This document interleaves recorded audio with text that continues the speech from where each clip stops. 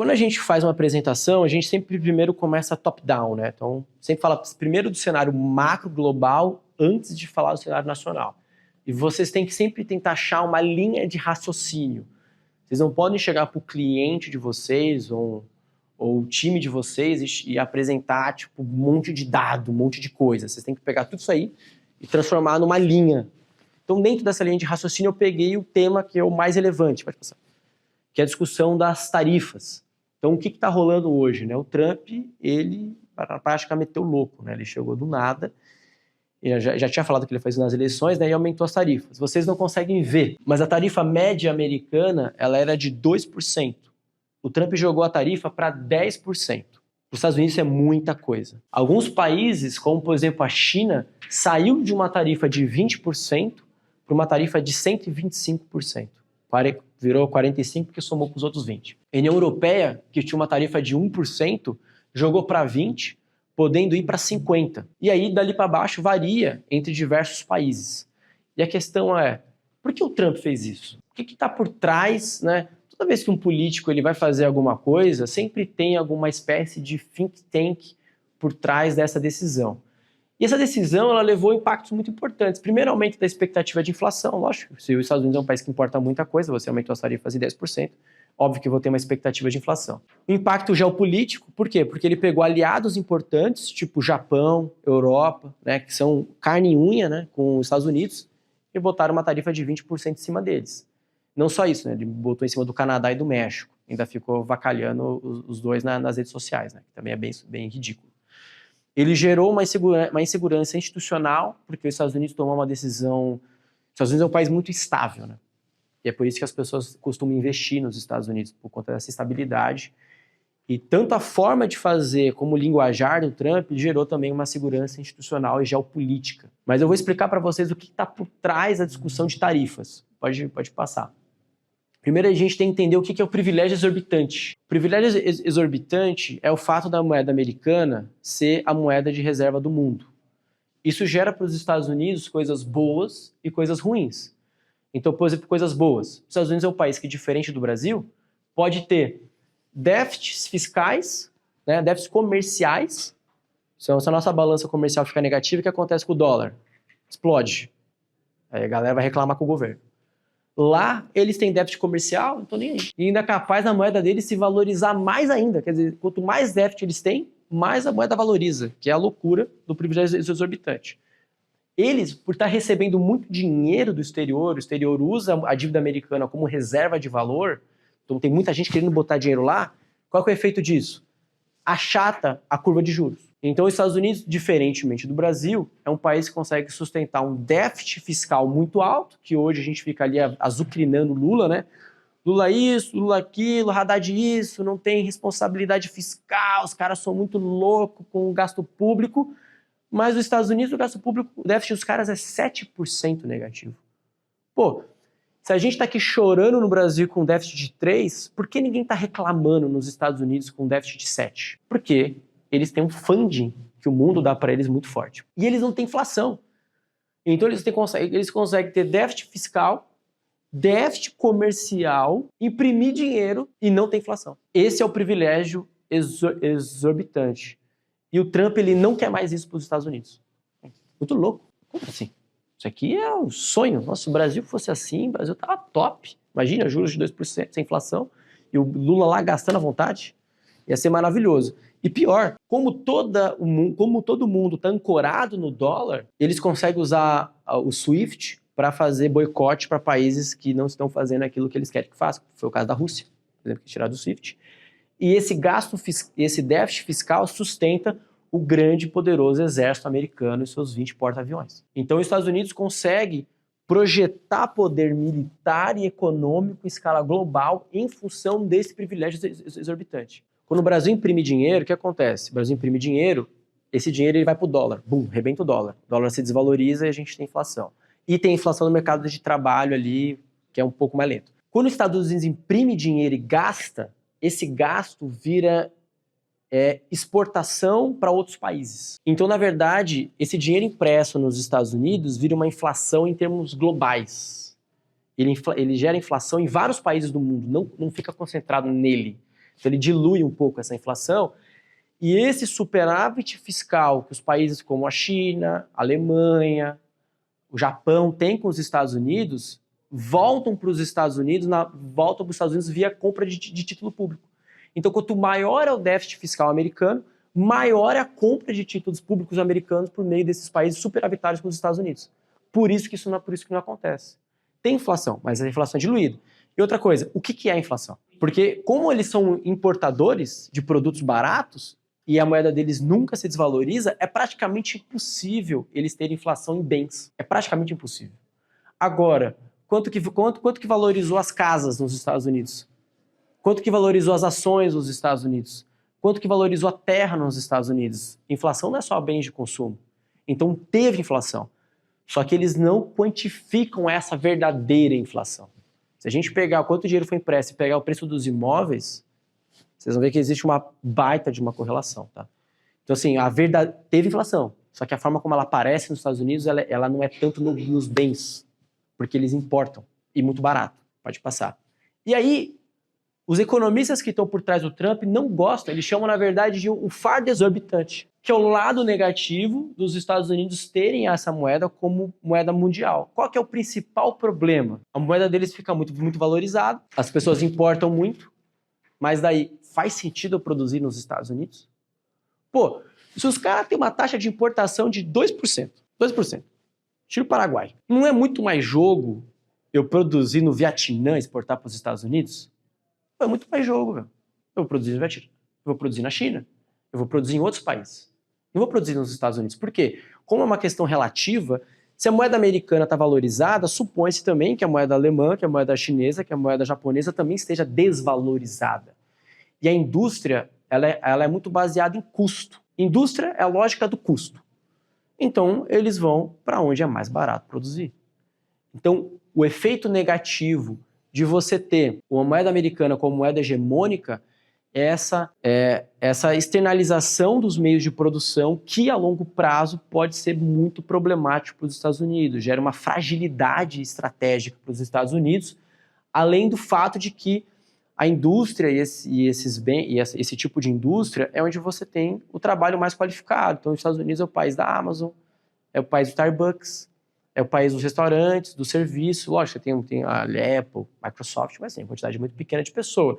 A maior parte da população americana está empregada em serviços e consumo. Isso, dinamicamente no tempo, é muito ruim para os Estados Unidos. Então, o que esse pessoal quer fazer? Eles querem começar a trazer o dinheiro de volta para os Estados Unidos, trazer a indústria, trazer a produção para os Estados Unidos, porque eles não estão olhando os ganhos de curto prazo do privilégio exorbitante. Eles estão olhando os Estados Unidos no tempo, os Estados Unidos lá na frente. É por isso que o Trump colocou as tarifas, porque ele quer, dado que ele não vai conseguir destruir o privilégio exorbitante da noite para o dia, ele quer contrabalancear a valorização do dólar na tarifa, anular, né? Pô, se ele acha que a tarifa americana, se o dólar está 10, 15% acima do preço, ele joga uma tarifa de 10, 15% e fica no 0 a 0. E ele vai trazer vários subsídios fiscais para trazer essa indústria. Então essa galera do think tank, do Stephen Miran, né, que é o conselheiro ali dos economistas advisors, vai muito nessa linha. E isso é o que está por trás do debate. Então, quais são os 3 pontos? Primeiro, tentar reduzir o déficit comercial, parar, porque se os Estados Unidos diminui o déficit comercial, o que vai acontecer? Também vai diminuir a entrada de dinheiro via título público. Porque a compra de títulos públicos americanos, ela é na proporção do déficit. Então, se você diminui o déficit, você diminui a compra de títulos públicos americanos. E começar a deixar de atrair dinheiro financeiro para trazer dinheiro em investimento direto externo. Quer dizer, a galera do Trump não quer gente comprando título da dívida pública. Eles querem cara abrindo fábrica nos Estados Unidos. E incentivar a poupança interna. Então, os americanos hoje, por consumo muito fácil, muito barato, dinheiro muito barato também, né? Os juros dos caras foi 0 durante muito tempo. Eles não é um país poupador, por exemplo, diferente da China. Então, eles querem aumentar o investimento direto externo nos Estados Unidos, incentivar a poupança interna e fazer os aliados bancários a própria defesa. Não é à toa que o Trump está fazendo a OTAN, o Japão, a voltar a se armar. Porque como os Estados Unidos é o principal produtor de armamento do mundo e o gasto militar americano de manutenção da defesa desses países também é muito caro, eles entendem que vai gerar um superávit fiscal, porque o Japão vai ter que comprar os F-35. Quem que vende os F-35? Estados Unidos, lógico, não são todos, vai ter que comprar deles. E também é um dinheiro a menos que eles gastam, né, na segurança desses países. Qual que é o problema que os americanos podem passar a ter? Um aumento de inflação no curto prazo, né, porque a moeda deles está se desvalorizando por conta da uma diminuição, uma queda na demanda. Os juros americanos tá subindo, mas no entendimento desses caras é um pequeno preço a se pagar. E o terceiro elemento é que eles entendem que os Estados Unidos vai ter que diminuir seu déficit. Lógico, se eles estão prevendo que você vai ter uma entrada menor de investimento externo para compra de títulos públicos americanos, menos pessoas financiando essa dívida, por sua vez você vai ter que ter a manutenção de um déficit menor, porque não é mais bagunça. Não posso ter 10% de déficit que a galera vai estar me financiando. Não vai. Você não vai ter mais essa grana. Então você precisa, para essa estratégia funcionar, você precisa também diminuir o déficit, que é onde está o próximo slide. Quem acompanhou aqui os tweets do Elon Musk e o Trump se matando na internet? Porque toda essa galera que elegeu o Trump, eles estão dentro desse debate da reindustrialização dos Estados Unidos. Então são três coisas: tarifa, trazer dinheiro e diminuir o déficit. Só que o Trump, ele quebrou um pouco essa lógica. O Trump, ele tá numa lógica diferente. Ele acha o seguinte, que ele tem que investir mais em infraestrutura, diminuir os impostos, porque é isso que vai trazer o dinheiro. Só que a galera que apoiava o Trump, que nem o Elon Musk, não acredita nisso. Então, por que o Elon Musk está batendo no Trump? Porque o Trump rompeu a lógica econômica desse grupo de pessoas que tem essa crença. Então você tem nos Estados Unidos a TCJA, que foi um subsídio fiscal que deram em 2017, que reduziu muito os impostos para a PJ e pessoa física, e que isso vence em dezembro. Quando vencer, o imposto vai aumentar muito para as empresas. Então o Trump está o seguinte, como é que eu vou reindustrializar meu país aumentando imposto? A conta não fecha. Indústria é a lógica do custo. E ele pegou o vencimento da TCJA e turbinou. Ele não só vai manter o subsídio, como vai aumentar o investimento militar, vai aumentar o investimento em infraestrutura e vai diminuir ainda mais o imposto. Então os Estados Unidos sai de um baseline ali para 2035 de 118% do PIB, que é coisa pra caramba, com a TCJA iria para mais ou menos 130%. Com o Big Beautiful Bill do Trump, você vai para mais ou menos 140% do PIB. E é isso onde o Elon Musk tá batendo nele, porque é uma ruptura, né, de visão. A gente está falando de 7 trilhões a mais de gasto público americano. E por que o pessoal acha que isso é tão arriscado? Porque a gente está falando que você vai aumentar a dívida americana, vai aumentar a dívida americana nos juros muito alto. Hoje, os Estados Unidos gastam mais com juros do que gasta com o exército. Então a galera se vê nessa relação de ser meio que refém dos juros, como é o Brasil. Tipo, brasificação dos Estados Unidos na prática. Então para vocês entenderem por que o Elon Musk está batendo no Trump, é porque o Elon Musk ele parte daquele think tank que eu mostrei para vocês anteriormente, que vê como a diminuição do déficit fiscal americano como algo essencial dentro dessa estratégia da manutenção do poder americano e da manutenção da solidez americana a longo prazo. E o Trump ele já entende que não, se eu fizer de repente meu país crescer mais, eu trazer mais dinheiro, de repente esse gasto que eu fiz, a conta fecha, porque eu também cresci mais. Então o Trump ele não está vendo esse número. Para o Trump esse número não vai acontecer. Por quê? Porque ele vai crescer tanto que o PIB vai fazer que isso aqui, na verdade, diminua. Então existe esse debate, tá? Agora vocês entenderam o Twitter do Elon Musk. Então, na prática, o que está acontecendo, né? O mercado está pensando o seguinte, os caras querem abrir mão do privilégio exorbitante, Meio loucura isso, né, não? Então, peraí, o que isso significa dinamicamente? Como é que eu vou trabalhar meus investimentos? O mercado é rápido. Vocês acham que o mercado financeiro é um monte de cara, né? O Nildo fala isso, né? Não, porque o mercado financeiro é uma galera que se junta para ficar tomando decisão para os juros do Brasil ficar alto. O mercado financeiro não é isso. O mercado financeiro é um monte de economista e cara que é pago. Quem cuida do dinheiro, as pessoas que têm dinheiro não são as mesmas pessoas que tomam decisão de investimento.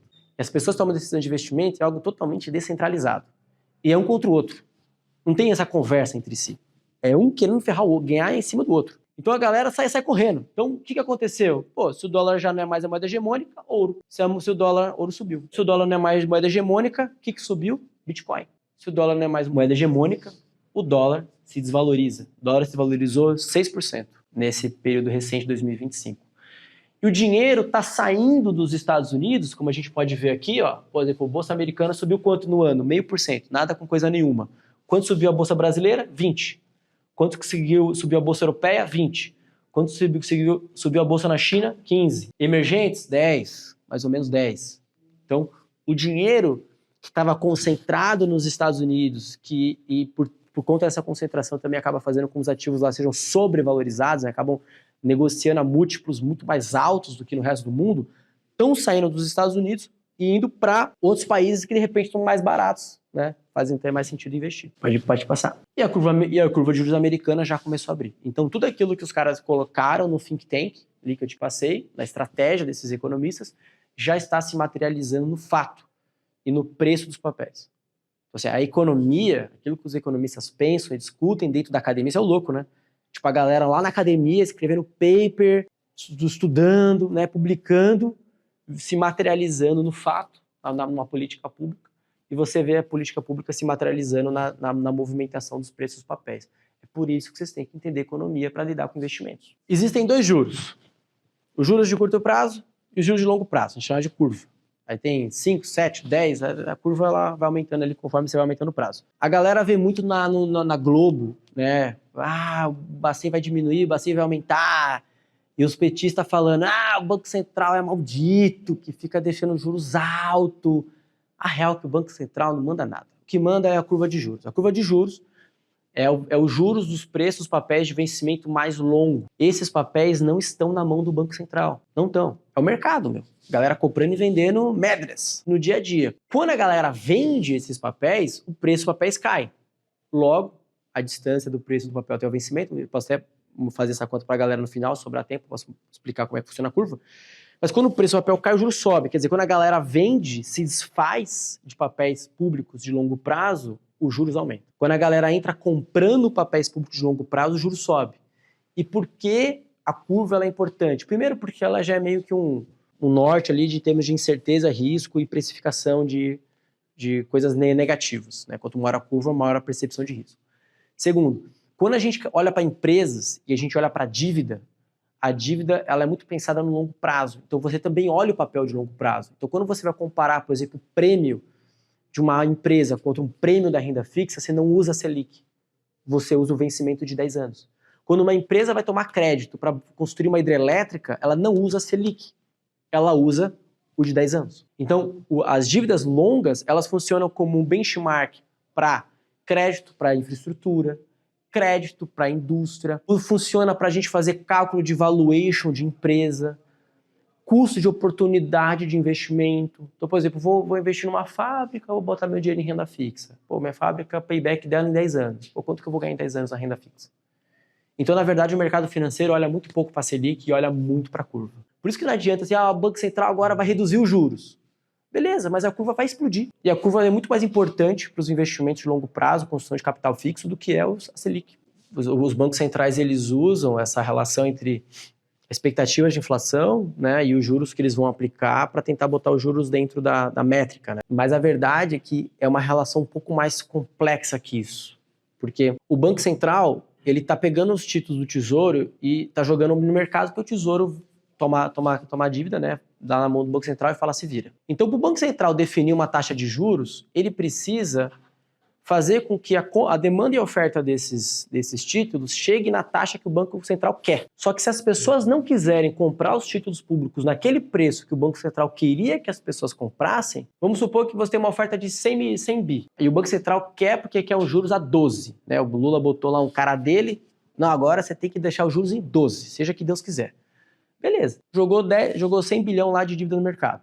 O mercado, a 12, tem 50. O que acontece?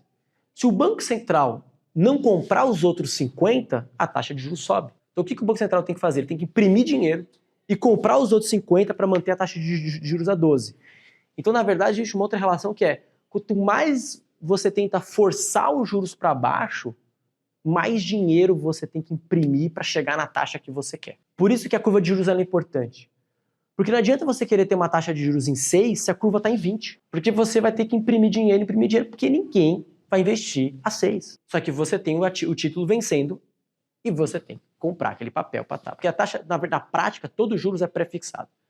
Não existe juros pós-fixado. O que o Banco Central faz, ele fica comprando e vendendo num ajuste fino para a taxa chegar naquela que ela quer. Se ele soltar os juros e não comprar nada, ela ela vai para os juros de mercado. Então, tem que entender essa relação de que assim, os juros não estão tão na mão do Banco Central. O Banco Central ele tem que respeitar aquilo que os investidores estão dispostos a pagar, porque senão ele tem que imprimir muito, muito dinheiro. Então, e aí o mercado é foda, porque o mercado sabe.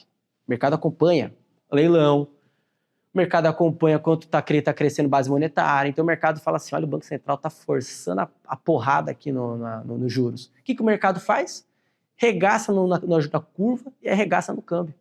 Então o Banco Central pensou em forçar os juros para baixo, o mercado já está ferrando com o Banco Central e o governo na outra ponta. As expectativas importam e o mercado é rápido, porque a galera fica aqui fazendo continha. Tá ali todo dia, na frente do computador, fazendo conta. O Banco Central vai fazer isso? Pá, então eu vou vender. Aí o mercado começa a entrar vendido, especulando. Jorge Soros lá operando o nosso câmbio. É mais ou menos assim que os países quebram. Então, pode passar. Quais são os impactos? A gente tem um choque de incerteza, então o mercado não sabe o que vai acontecer, porque essas tarifas, o Trump jogou. Aí o tribunal americano falou que talvez não seja bem assim. Aí ele parou tudo, congelou, agora eu vou negociar. Qual que vai ser o resultado final disso? Ninguém sabe. Então o que o investidor faz quando não sabe o que vai acontecer? O investidor pega o dinheirinho dele, põe embaixo do colchão, vou esperar. Então, a expectativa é que o investimento global diminua muito, e isso já está fazendo o preço do petróleo cair. Curva de juros americana abre, o dólar sobe. Pô, se a moeda dos caras está se desvalorizando, a curva de juros está subindo, o Banco Central americano tem menos espaço para reduzir juros. É porque, pensa assim, pô, se a minha reserva de valor é o dólar, e o dólar está se desvalorizando, plano B é o dólar, é o ouro. Esse é o plano B. Porque se os caras estão falando em destruir o privilégio exorbitante, os investidores vão ter que achar alguma alternativa. Então a expectativa é que o dólar e o Bitcoin subam muito. Tá? A desconcentração do capital, então o investimento no mundo é muito concentrado nos Estados Unidos. Então os investidores vão começar a tentar pulverizar um pouco mais esses investimentos, buscas de reservas alternativas, né? Dado esse questionamento do dólar, ouro, Bitcoin, e é um cenário condicional, né? A gente não sabe exatamente o que vai dar isso tudo, né? Pode ter outros desfechos. Agora vamos falar de Brasil. Vamos lá. Então, o que acontece no Brasil hoje? O governo ele tem aumentado muito o gasto para compensar a queda de popularidade, né? Então, as expectativas em termos do crescimento brasileiro, por exemplo, 2025 saiu de 2 para 2,5 e 2026 saiu de 1 para 1,7. Então o mercado está precificando que o governo vai tentar injetar muito dinheiro na economia, dane-se qualquer tipo de fiscal que seja, para tentar se reeleger. Ao mesmo tempo, o fluxo externo de investidor estrangeiro para o Brasil está ajudando o governo, que fez com que a inflação caísse. Porque o dólar caiu, né, os investidores vieram para cá, então o dólar caiu, se o dólar cai, a inflação diminui. Então a gente tinha um câmbio, né, previsto atual de 5,9, igual o câmbio está 5,6, e o mercado já prevê, por conta desse fluxo de dinheiro para o Brasil, que é um país muito barato em termos de investimento, para 5,8. E a nossa curva de juros, que é que eu botei aqui, ela prevê um juros médio, uma média ponderada pelo tempo, um juros médio de 13% até outubro de 2026. Então a ideia é que os juros, mais ou menos na próxima reunião do Copom, bata 15%, ou o Copom nem aumente esses juros, ele permaneça mais ou menos em 14,75 até novembro, até o final do ano, e quando virar para 2026, esses juros pode começar a cair. Tá? Essa é a expectativa para o nosso país. E muito a mudança, né? E a gente vê o fluxo de capital, né? Então, por exemplo, a nossa curva de juros subiu muito em 2024, né? Lembra quando o Haddad parou a Globo falando daquela reforma que ele ia fazer e não fez? É essa alta aqui, ó, na nossa curva de juros. O Haddad falou, no dia seguinte, a curva de juros subiu 5%. Saiu de 13 para 16 em um mês. Ridículo. E aí depois, ao longo do ano, 2025 veio caindo. E você vê, olha como é que é a relação. Quando a curva de juros ela fecha, você tem também a elevação da bolsa e você tem também a elevação dos fundos imobiliários. Então, os ativos de risco, eles têm uma relação inversa com a curva. Então, a curva sobe, a bolsa cai. A curva fecha, a bolsa sobe. Mesmo vale para os FIIs. A curva sobe, os FIIs caem. A curva cai, os FIIs sobem. E o que acontece no nosso país? Nosso país é um país extremamente, estupidamente, inacreditavelmente dependente de investimento externo. Então, na verdade, quando a nossa curva fecha, não é porque o Itaú resolveu comprar título da dívida pública brasileira, ou que a velhinha lá que opera na Clear falou, nossa, tá top assim, esse tesouro direto, vou comprar tesouro direto a longo prazo. A velhinha fez preço ali no mercado. Não é isso que aconteceu. O que aconteceu foi que investidores estrangeiros, BlackRock e afins, foram lá e botaram dinheiro no Brasil. Então o nosso dólar sobe, a nossa curva de juros sobe, a nossa bolsa, nossos fundos imobiliários estão totalmente condicionados ao fluxo externo de investimento no Brasil. Nós somos um país completamente dependente de fluxo externo. Completamente. O nacional não dá preço. 90% é o que o estrangeiro faz ou o estrangeiro deixa de fazer. Então a gente consegue ver muito forte essa relação entre o dólar, a curva, o dólar. Por exemplo, olha o gráfico do dólar e o gráfico dos FIIs. É praticamente o inverso um do outro. Olha o gráfico do DI Futuro e o gráfico do IBOV. É praticamente um espelho invertido. Por quê? Porque os ativos nacionais sobem com dinheiro estrangeiro. E a gente vê o Lully, né? Aqui começou 2023 com 28% de desaprovação. INSS, IOF, PIX, Nicolas Ferreira, já está aqui ó, em 57% de desaprovação. Isso porque foi uma pesquisa muito feita em estados do Nordeste. Então, se a gente pegar Santa Catarina, já deve estar nos 80% já. E aprovação 43%. E a avaliação do governo explodiu para 60% de desaprovação. É literalmente nunca na história da democracia brasileira, talvez ex-Collor, alguém fez uma pesquisa pré-eleição tão ruim de um presidente. Nunca. Nem na Dilma, nem nos outros Lula, nem no Bolsonaro, nem no Fernando Henrique Cardoso. Desde o Plano Real, ninguém nunca teve uma desaprovação tão grande por conta antes da eleição. E é por isso que a gente acredita que o Lula vai realmente emplacar muito forte no fiscal, porque a popularidade dele caiu muito e ele precisa fazer alguma coisa para recuperar essa popularidade. Então, ele vai ir para o all-in, né? Pode passar. Então, o Lula vai dar all-in. Ele já começou isenção de IOF, aumentar o Bolsa Família, Luz Zero, Vale Gás, programa Pé de Meia para os estudantes, toda uma série de políticas, né, dessa nova lógica política econômica brasileira, né, onde ele tira dinheiro da classe produtiva e joga dinheiro para uma classe improdutiva, né, as pessoas que não estão trabalhando, né, mas o gasto total ano, não é gasto total, é gasto total ano após ano de um aumento de até 100 bilhões de reais. Essa é a primeira invertida do Lula. Por isso que o PIB cresceu tanto. Pô, Arthur, mas é maravilhoso, né? Pô, ele tá fazendo um monte de benesses, né? Vamos ver o próximo gráfico. Então, o Brasil, ele em 2027, 2028, ele vai enfrentar o apocalipse fiscal. O que vai acontecer em 2027? Você tem os gastos obrigatórios e você tem os gastos discricionários. E tem o gasto total. O que é o gasto obrigatório? Previdência, os velhinhos, salário, saúde, educação, que está travada na Constituição. Né? Esses gastos, o governo que é eleito, ele não consegue mexer. Ele precisaria fazer uma PEC, chamar o Congresso, o Senado, fazer todo um negócio para conseguir mudar isso. E você tem o gasto discricionário. O gasto discricionário é o gasto para a proteção das tartarugas, é o gasto dos satélites que cuidam da Amazônia. Então, quando a gente vê o governo Lula ser o recorde de desmatamento e fogo na Amazônia, não é à toa. É porque o combate ao desmatamento na Amazônia, esse dinheiro vem do gasto discricionário. E o que está acontecendo com o gasto discricionário? Já caiu assim horrores, né? A gente já está pegando aqui já no final da festa. Mas ele foi 18% em 2025, que é nada com coisa nenhuma já. Ele vai para 1,5 em 2026. Em 2027, ele cai de 200 bi para 100 bi. Acabou a tartaruga, meu. Esquece a Amazônia. Já era. 2028, 50. 2029, o gasto discricionário vai a zero. Aí vai ser muito legal você ser presidente. Você vai se eleger, você vai sentar na cadeira, vai ficar lá, jogando LOL, fazendo alguma coisa.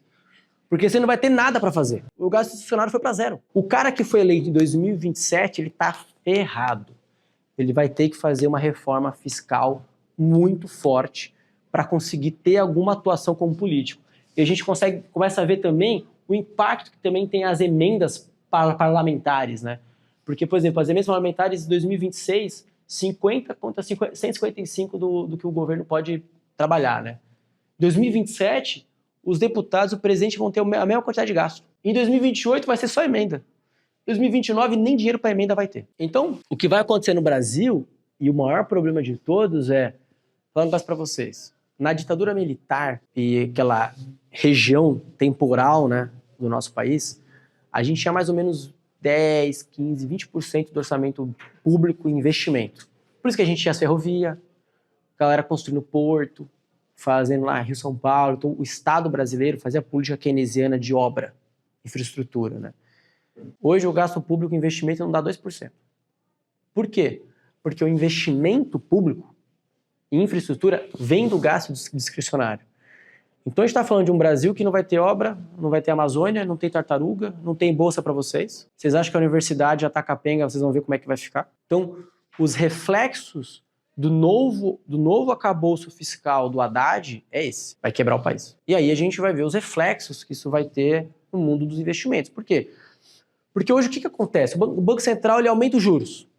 Aí o governo pensa o seguinte, pô, se o Banco Central está aumentando os juros, quer dizer que as pessoas vão investir menos, vão gastar menos, a atividade econômica vai cair. Se a atividade econômica cair, a minha popularidade cai junto. O que eu faço? Eu aumento o gasto. O que o Banco Central faz? Aí esse vagabundo está aumentando o gasto. O que eu vou fazer? Vou aumentar os juros mais ainda. Aí o governo, mas esses caras estão aumentando os juros. Eu vou ter que aumentar mais o gasto. Aí o Banco Central fala, estou aumentando o gasto, vou ter que aumentar os juros.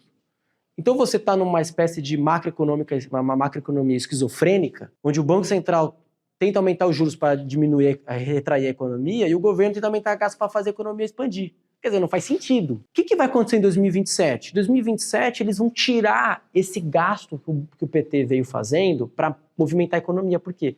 Porque eles vão ter que fazer a reforma. O que vai acontecer? Você vai ter um juros alto para burro, totalmente desnecessário, os juros não era para estar 15%, e sem o gasto. A chance da gente não entrar em recessão em 2027 assim, é muito baixa. A inadimplência no Brasil hoje já é 2014, empresas, número de recuperação judicial já é o dobro do Covid, a gente conseguiu a proeza de ter o dobro de recuperação judicial hoje do que a gente teve no Covid. Tipo assim, galera, Covid, as pessoas podiam trabalhar. Imagina quando o governo tirar o gasto. Imagina assim, ó, quando o governo tirar todos esses gastos que ele está fazendo e tirar. Aí a recuperação judicial vai para o espaço de vez, né? Então, 2014, eu fico mandando para a galera, eu fico pegando as fotos de 2014, os jornais de 2014, mandando no grupo de escritório com aquele filme de Volta para o Passado, né? Eu fico mandando lá no grupo. Então, o que a gente tem para a economia brasileira? E eu vou fazer um exercício com vocês, eu queria que vocês entenderem qual que é o difícil do nosso trabalho. Até aqui todo mundo está entendendo? Primeiro, a nossa Selic pode ficar alta por mais tempo, porque a gente não sabe exatamente o que o governo vai fazer na eleição. Então, se o governo meter o louco na eleição de gasto, o juros vai ter que ficar mais alto. Não tem jeito. Essa entrada de capital que veio para o Brasil, ela é volátil. Então, assim, da mesma forma que veio do nada, né, um horizonte super curto de tempo, só 3 meses, entrou muito dinheiro no Brasil, os investidores podem, sei lá, querer sacar tudo também embora. Então, não é um dinheiro que a gente pode contar. A gente tem um juros muito alto hoje, mas uma possibilidade muito grande do Brasil entrar em recessão em 2027.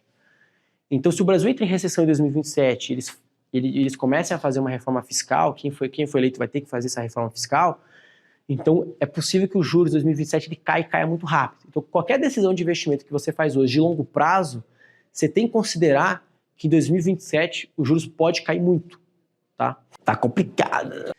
E é isso. Então, e outro ponto, a Bolsa Brasileira subiu muito, muito rápido, né? Em 3 meses o Ibov subiu quase mais de 20%. E o Ibovespa, ele vive numa dança com a renda fixa. Então ele sempre tem que pagar um pouco mais do que a renda fixa em termos de prêmio de risco para justificar você investir em ações. O que aconteceu? O Ibovespa subiu muito, mas os juros, até mesmo os juros de longo prazo, não caiu tanto. Então hoje o custo de oportunidade de se botar na Bolsa não está tão bom assim. Então é como se a Bolsa ficou muito cara e a renda fixa não conseguiu acompanhar. Então para a Bolsa continuar ficando mais cara, para a Bolsa continuar subindo, a gente precisaria que os juros caíssem mais. Porque os juros caem mais, aí como é uma dança, abre espaço também para a Bolsa continuar subindo por conta dessa relação de custo de oportunidade e prêmio de risco. Se os juros não caem, é muito provável que o Ibov volte a cair. O Ibov ceda. Subiu, galera, é aquele voo de galinha, né? Depois volta a cair.